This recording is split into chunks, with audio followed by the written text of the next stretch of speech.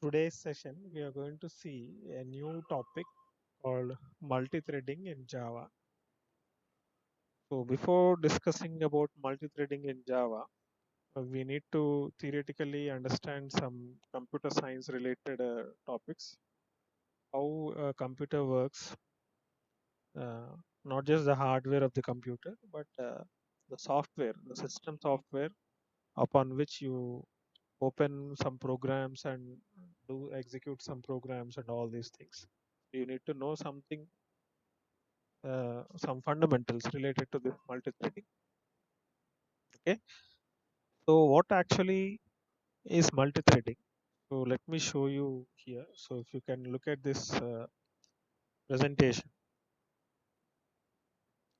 what is a multi-threaded program means in Java? Any program that contains two or more parts that can run concurrently on your on your system, on your computer. So when I say system, it means a computer. So in computer science terminology, we use the system to refer to their computer machine, right?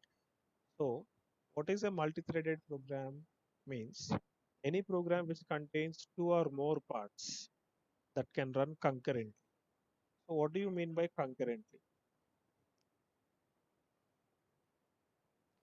So concurrency means, for example, let me take a general example and explain you so that you'll understand.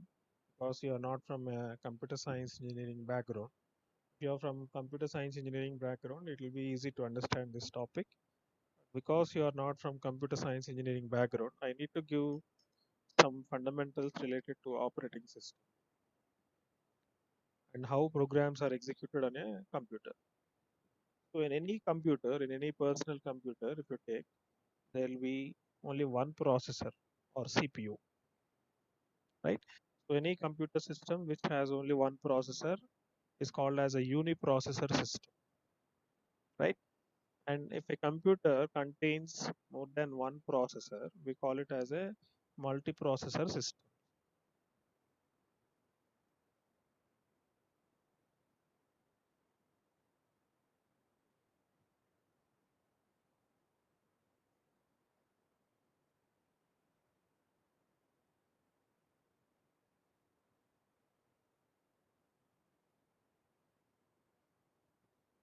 right? Uniprocessor system and multiprocessor system. So what do you mean by uniprocessor system? Processor means we sometimes refer processor to as CPU also, CPU of a computer. So if a computer consists of only one processor, then we call it as a uniprocessor system. If it contains more than one processor, then we call it as a multiprocessor system, right? So all the personal computers, that means the laptops that we use or the desktop computers that we use at our home, they are all uniprocessor system. There will be only one processor.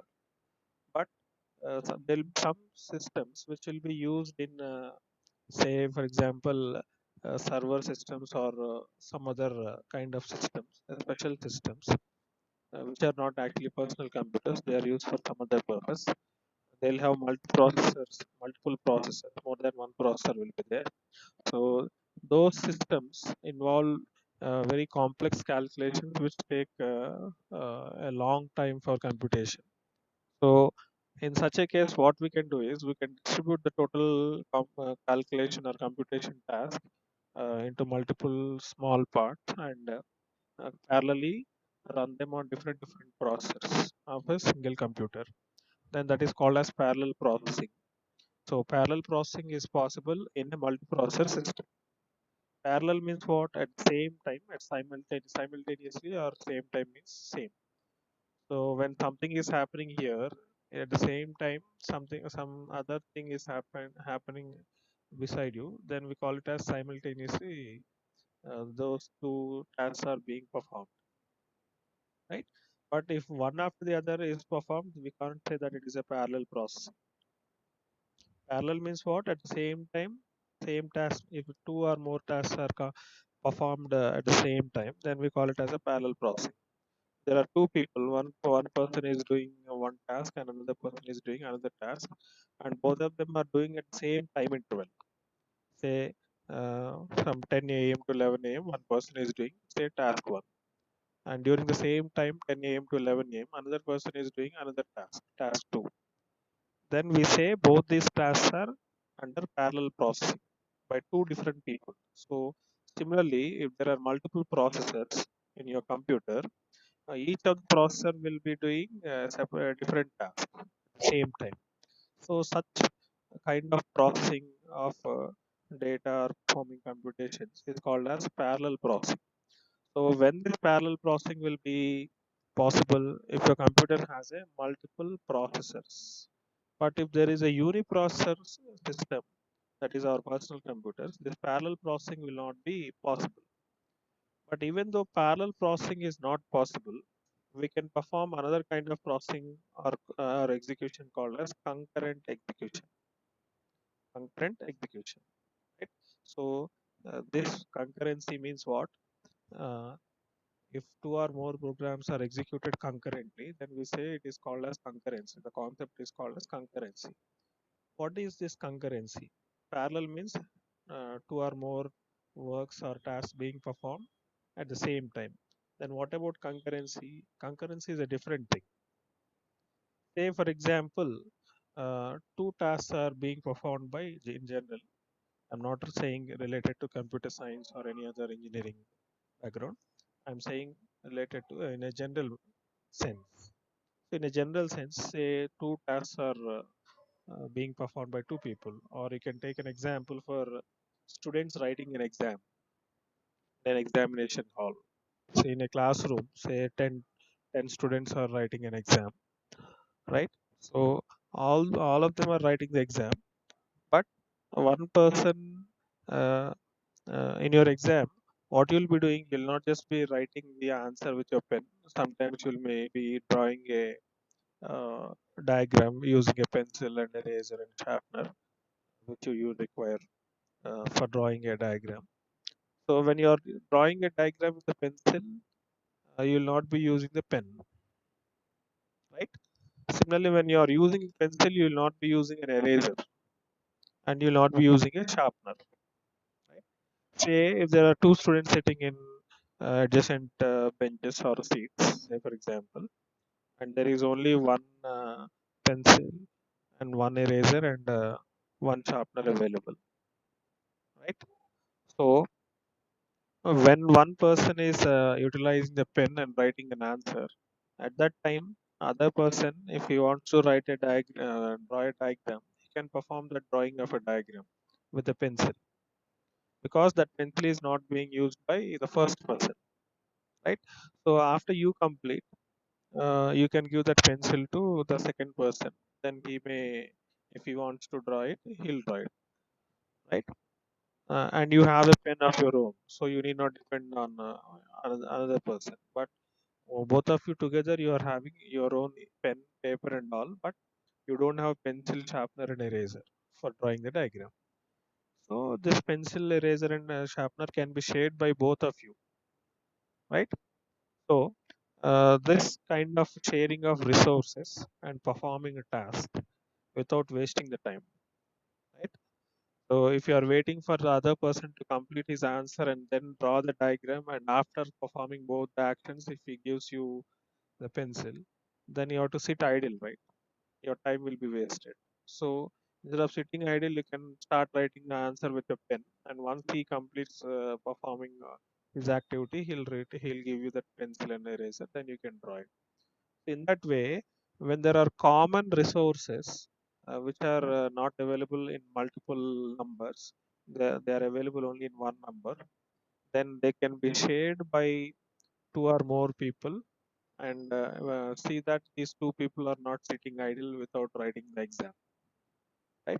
If one person is writing the answer with a pen, the other person can be utilizing a pencil to draw the diagram. And after he completes, he can be giving he can give that pencil and eraser to the other person so that he also will do that. And during this time, the first person will not sit idle, and so he'll continue writing the answer for the some other question. In that way, if you can share and perform all the tasks, we call this kind of performing task in nothing but concurrent way of performing task. Even in a computer also, your programs can be executed in a concurrent manner in this way. Your program can be executed in a concurrent manner. So what is this concurrent manner of execution means? When you're using a program, when you're running a program on your computer, and when you say a program here in this context, it is not a C program or a Java program. As far as operating system is concerned, any task that you're performing on your computer hardware is said to be a program. Now I have opened a PowerPoint presentation. This PowerPoint presentation is considered as a program. Or I'll be playing a video by using a media media player. Even that is also called as a program, right? So a program, in programming terminology, when you say program, it contains some code. But in operating system terminology, when you say a program, it is not a code, a file containing some program in some programming language, but it is a anything. It can be a notepad open, uh, some text you're doing, a Word document, or an audio file, or a video file that is being played. Everything, anything can be a program, right? And in another sense, instead of using the program, we'll also use a term sometimes called process. When your program is under execution on your computer hardware, we call that program as a process. If it is idle on the memory device, that is the hardware of your hard disk of your computer, you didn't open it, for example. And now, uh, for example, on my computer desktop, I have this file, Word document. Now it is not in open state. If I double click on it and open it, now this program called the Word document is set to be under execution, and now we'll call this as a process. Instead of referring it to a program, we refer it to as a process. When it is closed and idle, but it is available on your hard disk somewhere on the desktop in C drive or D drive or E drive, somewhere it is located, but it is in a passive state. That means it is not being used by the user of the computer. Then we say simply this is a program. But once it is opened, it is called as a process. So what happens when you open this file? This file, which is residing on the hard disk, will be temporarily loaded into the RAM of your computer. Any program you want to execute it, any program you want to execute it. So now remember this point clearly. A program is not a C program or a Java program in this context. In this context, a program is anything. It can be a Word document, it can be a audio clipping, it can be a video file being played, it can be a PDF document, it can be a PowerPoint presentation, it can be a simple text file opened in Notepad. Everything is a program. But that program will be in a passive state or in an active state. Passive state means it will be residing on the hard disk.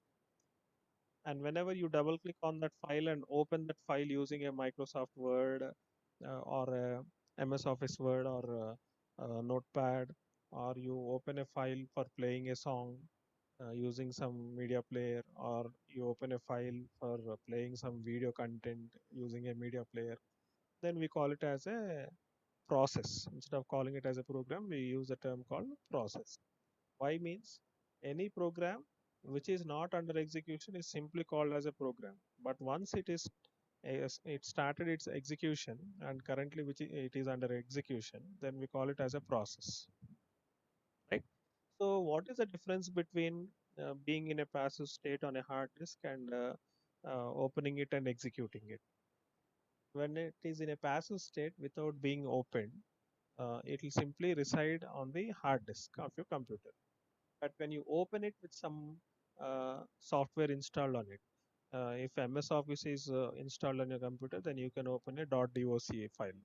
If Java is installed on your computer, then you can open a .java file and compile it, right? Similarly, if MS Office is there, then you can open the PowerPoint presentation file, any .pptx file. If Acrobat Reader is installed on your computer, then you can open any PDF document. And if, say, for example, VLC media player is there, you can open any audio file and play it. or even you can open a video file and also play on the same VLC media player, right? So the necessary software must be installed on your computer to run that file, run that program, right? So when you open that file using that application, any software, what happens is that file that you open will be the copy of that file which will be loaded, which will be residing on the secondary memory device, which is nothing but the hard disk. We call hard disk as the secondary memory device. Okay, so from there it will be temporarily loaded into the RAM. So you know that in your computer you'll have several memory devices. There is no simple single one single type of memory device in your computer.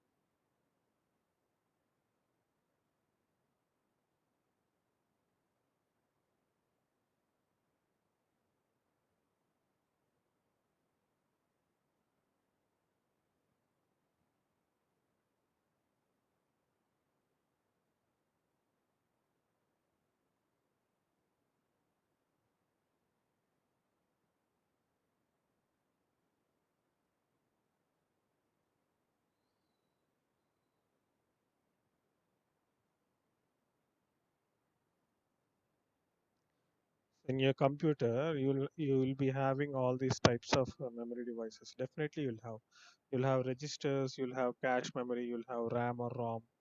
Both RAM and ROM will be there, and the hard disk.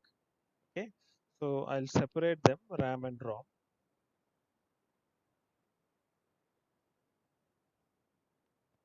Because RAM is a read write memory, whereas ROM is a read only memory, right? You know the difference between RAM and ROM because you are a ECE background.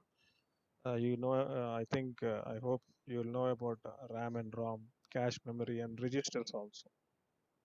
You'll be having some subjects like digital logic design, switching theory, and logic design, all these subjects, right? So there you'll know about these registers, RAM, ROM, I guess, cache memory also, right? So what is the difference between all these memory devices is registers will be of very low capacity. So as you move from top to bottom, that is from register to hard disk, capacity of these memory devices will increase. Registers will store data in terms of bits only because the register capacity will be some 8 bits or 16 bit, 32 bit, 64 bit, like that. It will not be in terms of kilobytes or megabytes. Right? So this is the smallest memory device that is available on your computer. Then you'll have cache memory. This capacity nowadays will be in terms of MBs, megabytes. And then you have RAM. Nowadays, this RAM has a capacity in terms of gigabytes, 8 GB, 16 GB, like this, 8 gigabytes and 16 gigabytes. Even your smartphone also have a RAM, 4 GB RAM, 8 GB RAM, like this, right? And ROM also will be in terms of GB only, but the difference between RAM and ROM is in a RAM you can write as well as read. That means you can store new data into that RAM and you can erase it and write new data, and also whatever content is already there you can read that data from the RAM also. Both the things you can do, and this is a volatile memory.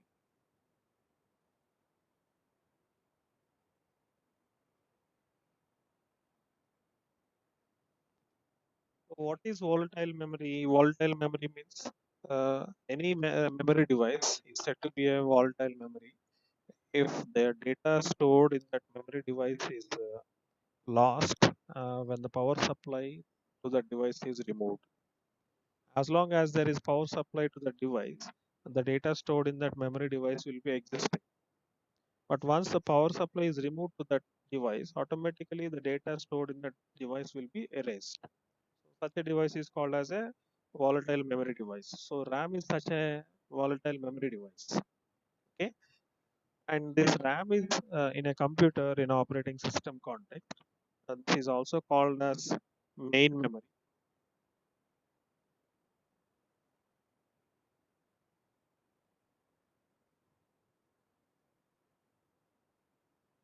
So it has different names. By its nature, we call it as a volatile memory because data will be automatically erased when power supply is removed. That is the reason why we call it as volatile memory. And coming to the main memory, because why we call it as main memory means because any program that you want to execute on your computer, it can be any kind of program. It can be a Word document, it can be a audio file, it can be a video file, or it can be a C program or a Java program or Python program, whatever it is. When you want to run it on your computer, it must be definitely loaded into the main memory. Then only we can execute that program. Otherwise, we cannot execute the program. That's the reason why we call this memory as a main memory. You try to remove the RAM from your laptop or desktop computer and try to start the computer by switching on the power button. Your system will not boot.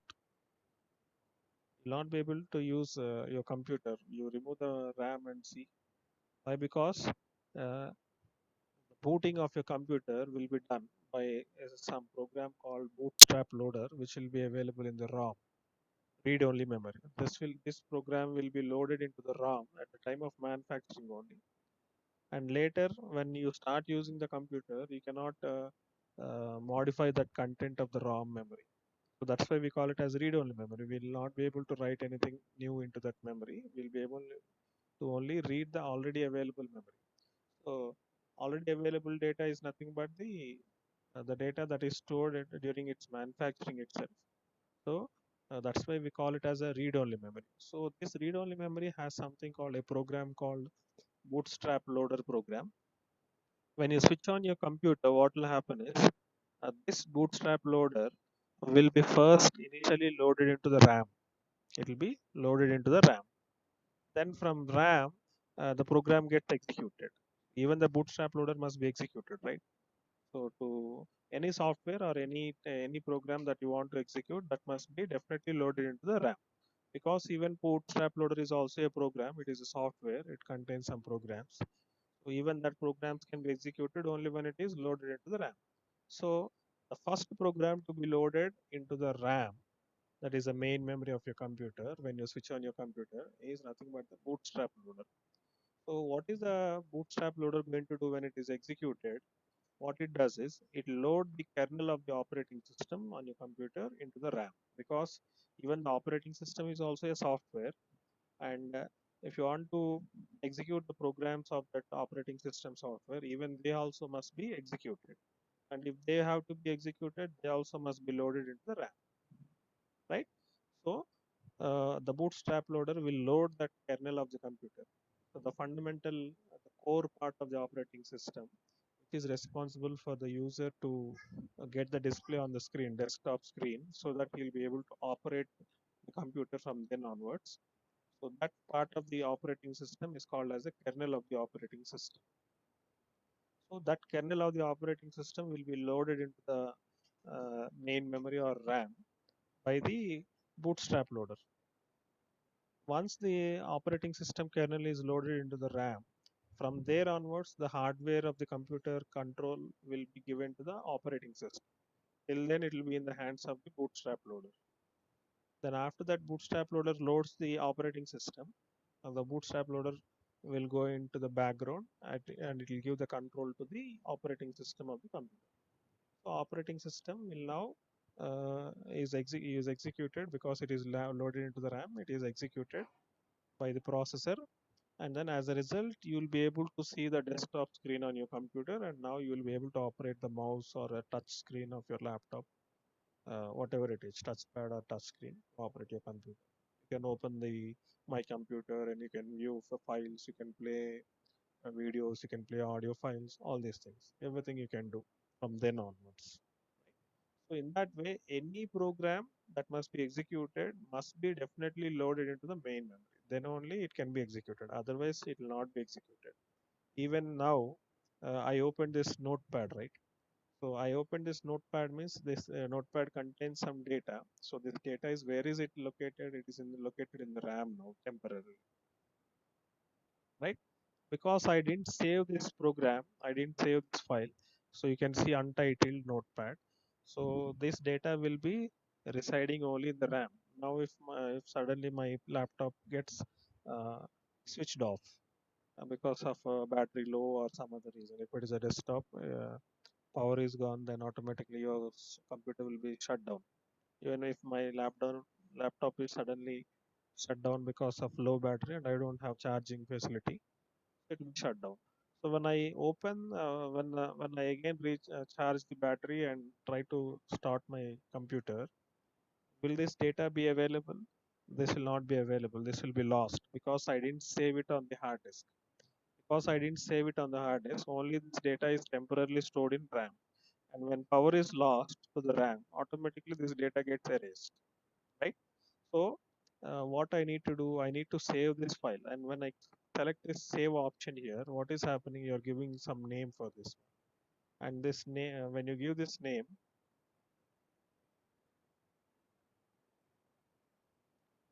and specify some location on desktop and click on save button, what is happening? This file is being saved on your desktop, that is the hard disk. Your desktop computer is nothing but some location in your hard disk of your computer. Hard disk is the another memory device, right? This is also another memory, right? So why we call this also a primary memory? Because all the data that the user gives initially from the keyboard will be first entering into the RAM. It will be stored in the RAM, and whenever you select the save option and give some name to this file and save it somewhere on your computer, then it will be sent to the hard disk, right? So because primarily means initially the data that you are giving from the keyboard, whatever you're typing in this notepad, is stored in the RAM temporarily. Only when you give some name and save it with some name for this file, then this data will be stored in a file on the hard disk. So first where you're storing in the RAM, then after that you're storing it in the hard disk. So that's why the RAM is also called as a primary memory, and this hard disk is called as the secondary memory, because first data enters into the RAM first and then comes into the hard disk. And once you store this data on the hard disk, it will be permanent. It will be permanent. This is a permanent storage. So once you stored something on the hard disk, it will not be lost unless you yourself explicitly delete that file. The data will be existing forever on your computer. But if you're storing that data in the RAM only, it is a temporary storage. As long as the power supply is there for that RAM, the data will remain as it is. But once you shut down your computer and restart your computer again, this data will not be available. So always, if you want the data or anything to be stored permanently on your computer, you save it in the form of a file with some extension on the hard disk, right? So that's why always it is a good habit when you're typing a program on your computer using a notepad or something. First, you need to save this with some name. Give some file name for this one and save it somewhere on your computer, and then start typing the code inside it. And after you type each and every line of code in your file, you keep pressing Ctrl S, right? So after you press Ctrl S, what will happen? The new changes that you made to your file will be updated, and the new data you added will also be saved onto the hard disk. Otherwise, the new changes that you made to your file will be remaining only in the RAM. They'll not be updated into the copy of the hard disk. That means what? When you are creating a new file, a copy of that file will be currently opened in a RAM, available in a RAM, and the original copy, permanent copy, will be on the hard disk. And when you open the permanent copy, automatically what will happen? This file will be loaded into the RAM. This file will be loaded into the RAM, and you will be making changes to the copy which is there in the RAM.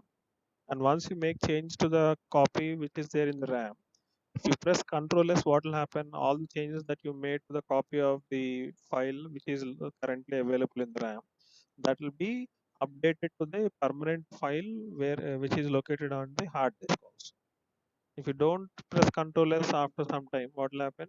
The changes that you made will not be updated to the original copy which is there on the hard disk, which is the permanent copy. So the permanent copy will not be updated, only the temporary copy will be updated. So if you close the temporary file, automatically what will happen? The changes that you made also will be lost because you didn't update it in the original copy which is there on the hard disk for permanent. Right? So this is how your memory devices work. So RAM is required for executing any program. Without the RAM, we cannot execute it. So that's why we call it as a main memory. And primarily and initially, any data that the user gives from the external environment will be entering into the RAM first, and from there it will enter. It will be stored into the hard disk. That's why RAM is also called as primary memory, and hard disk stores the data after it gets from the primary memory. So that's why we call it as secondary memory. And because the data can be stored permanently on the hard disk, we call this hard disk also as a permanent memory, right? And because RAM can store the data as long as the power supply is there, so we call it as volatile memory. So in that way, we use different terms for the same memory device. ROM is read-only memory. You cannot write any new content. You cannot store any new content into the ROM.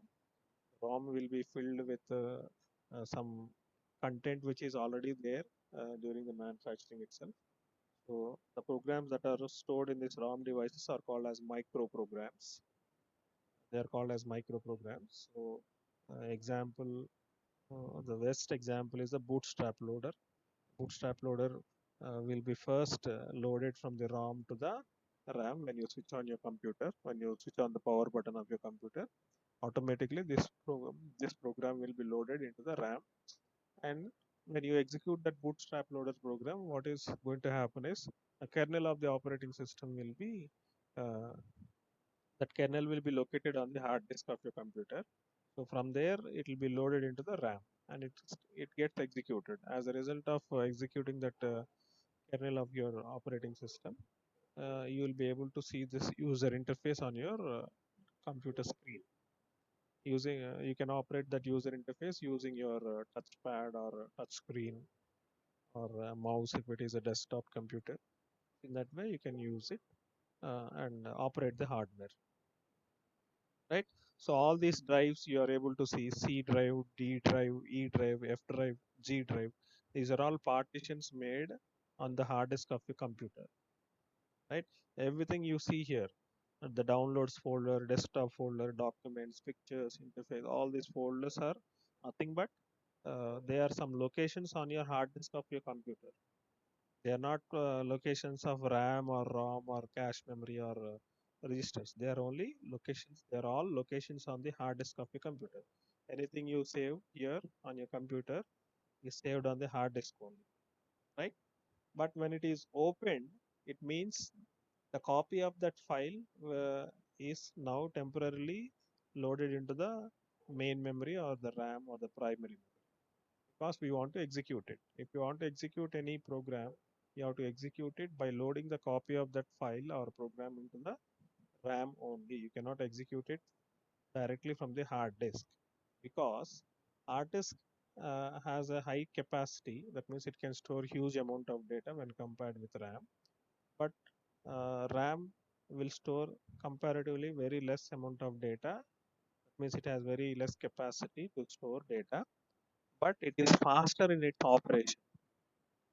It is very fast when compared with hard disk, right? So if you want to store some data on the hard disk, it will take some more time when compared with RAM.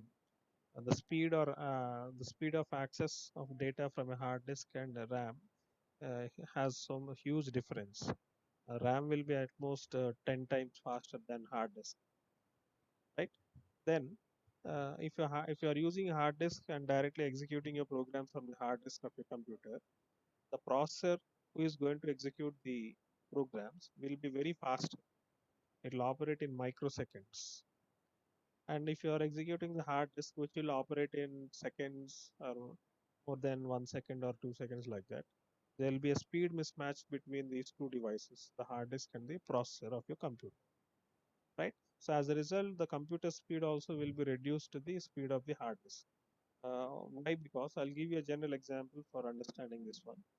Two people are holding their hands and starting, they are running together. For example, they are trying to run together. One of them is fast, the other one is slow. So what will happen? Will they move at the speed with which the faster person can run, or will they move with the speed of the slower person? Definitely, they have to run only with the speed of the slower person. If the first person is running at say 5 kilometers per hour, and second person is running at 10 kilometers per hour, both of them are holding their hands, right? So both of them together can run only with 5 kilometers per hour speed. They cannot run with 10 kilometers, right? If they have to run with 10 kilometers, then the two person must leave their hands. Then only that second person will be able to run with the 10 kilometers per hour speed. So in the same way, when two people are together doing a task, automatically the speed of the task, performance speed of the perform or the performance of the task will be uh, limited to the slowest one, right? It will not be performed at the fastest rate. So in the same way, because hard disk is slowest device compared to processor, so the speed of operation of the total execution of these programs and all will be performed at the speed of the hard disk one. It cannot be performed at the speed of processor. But RAM is faster when compared with hard disk. That's why to execute any program, first what processor does is it'll load that file or program into the RAM first, because RAM is faster, and then from there it starts executing that program, right? So that's why if there is no RAM, no program can be executed. Even the bootstrap loader will not be executed. Bootstrap loader will be ROM in the ROM initially. When you switch on your computer, that bootstrap loader will be loaded into the RAM, and then it will be executed, right? So that's why I told you, if you remove the RAM from your computer and switch on your computer, what will happen? The bootstrap loader will not be loaded into the RAM, because RAM is not available and it will not be executed. As a result, if it is not executed, operating system kernel will not be loaded. If operating system kernel is not loaded, then you will not get anything on your screen, on your computer screen. So you will not be able to operate your computer. That's the reason I told you at the beginning that remove the RAM from your computer and switch on your computer, what will happen, and see. This is the reason why it happens so, right? So all these memory devices and how these programs will be executed. Now that if you understood this point, this thing clearly, then we can go into this concurrency, and then you'll understand what is multitasking or multi-threading. Right? So I'll wind up here for today. We'll continue it in the next session.